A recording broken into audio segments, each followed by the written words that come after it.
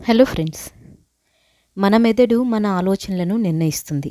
ఆ ఆలోచనలు ఎంత చురుగ్గా పదునుగా ఉంటే మన వయసు కూడా అంతే కనిపిస్తుంది. మెదడును చురుగ్గా ఉంచుకునేందుకు కొన్ని అలవాట్లను ప్రతిరోజు పాటించాలి. మన శరీరంలో ముఖ్యమైన భాగాలలో మెదడు ఒకటి. మెదడు ఉత్తమంగా పనిచేయాలంటే దానిపై శ్రద్ధ పెట్టాల్సిన అవసరం ఉంది. మన దినచర్యలో కొన్ని అలవాట్లను జోడించడం ద్వారా మెదడుకు పదును పెట్టి భవిష్యత్తులో దానికి ఎలాంటి సమస్యలు రాకుండా కాపాడుకోవచ్చు. మెదడు అంత ఆరోగ్యంగా ఉంటే మీ ఆయుష్ కూడా అంతగా పెరుగుతుంది. మీ ఆలోచనలు అంతే చురుగ్గా ఉంటాయి. మెదడుకు పదును పెట్టేందుకు ఎలాంటి అలవాట్లు కావాలో తెలుసుకోండి.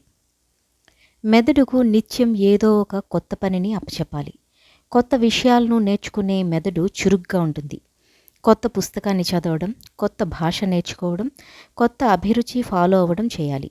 ఇలా చేయడం వల్ల అభిజ్ఞా పనితీరును మెరుగుపరుచుకునేందుకు సహాయపడుతుంది. ఏ పని చేసినా పంచేంద్రియాలను నిమగ్నం చేసి చేయాలి.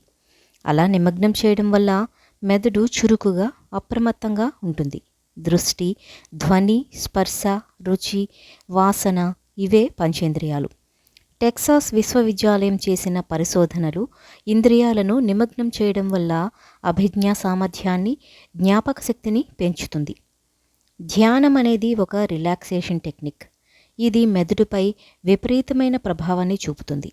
సాధారణ ధ్యానం మెదడుకు అభ్యాసం, జ్ఞాపక శక్తి పెరుగుతుంది. భావోద్వేగ నియంత్రణ వంటివి పెరుగుతాయి. ధ్యానం చేయడం వలన దృష్టిని మెరుగుపరుస్తుంది, ఒత్తిడిని తగ్గిస్తుంది. పంచదార తినడం ఎంతగా తగ్గించుకుంటే అంత మంచిది. అధిక చక్కెర వినియోగం వల్ల బలహీనమైన అభిజ్ఞా పనితీరుతో ముడిపడి ఉంది. అల్జీమర్స్ వంటి న్యూరో డీజెనరేటివ్ వ్యాధుల ప్రమాదం పెరుగుతుంది. శుద్ధి చేసిన చక్కెర పదార్థాలు, మైదా పిండి వంటి వాటితో చేసిన ఆహారాలను తినడం మానేయాలి. అలాగే ఆక్సీకరణ ఒత్తిడి కూడా చక్కెర వల్ల పెరుగుతుంది. ప్రతిరోజు ఏరోబిక్ వ్యాయామాలు చేయడం వల్ల మెదడు చక్కగా పనిచేస్తుంది.